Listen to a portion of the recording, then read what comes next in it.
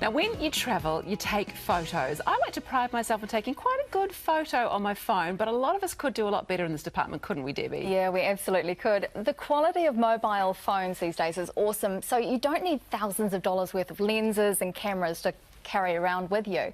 But we could all do with some professional advice, so I hung out with photographer Carmen. It's a sunny day in the park with the kids, so the mobile phone comes out. 2 billion photos are snapped on smartphones each year in New Zealand alone. So when it comes to social media, other people's pictures, what's your pet peeve? What are we doing wrong? Probably my biggest one would be filters on kids. You know, you've taken a beautiful photo of your little child and then you put it on Instagram and use one of the filters, and some of them are so insipid and they make their skin look a bit sick and a bit grey. And watch that sunlight, there are harsh shadows between 10 and 3. And the shade's much better if you can find a bit of shade without sun on their face, because it's always harder to work with, especially in the midday sun. And getting down low with kids. What's your greatest tip for getting the best out of children's pictures? I think you want to try and get them just being natural.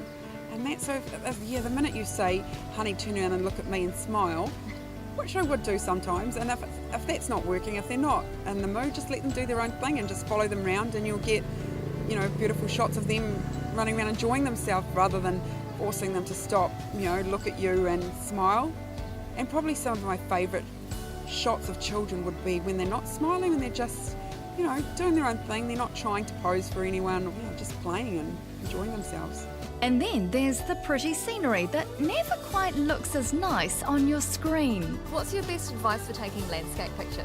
With landscapes, I really like the thirds rule. I'm not really one for rules, but that one really works. And so you sort of divide your screen into 3. There's actually a grid you can put on your phone. If you were taking a nice photo of a boat on the water or something, you wouldn't put the boat in the middle of the screen or the horizon. You sort of move it down, so you'd have the horizon either in the bottom third line or the top, and you'd put the boat off to the side on the third and have a nicer balance and nicer to look at. And you can print straight from your iPhone now. Just, you know, go to the kiosk at Harvey Norman, the Fuji kiosk, and plug it in and away you go.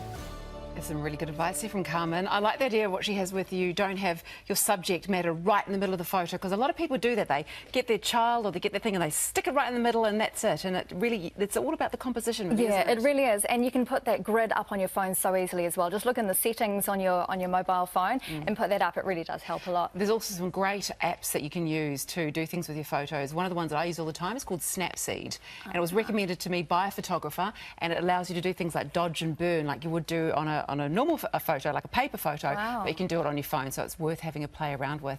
Lots and lots of fun. So you've got a special deal too, or a special little we've got a present giveaway today. The best way to show off your new skills as an amateur photographer is to print out your photographs. So Fuji is giving everyone in the audience today a voucher to print 100 photos for free. So excellent.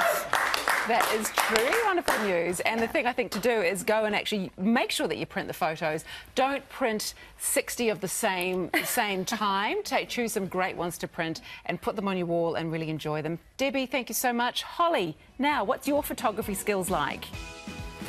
Just posing.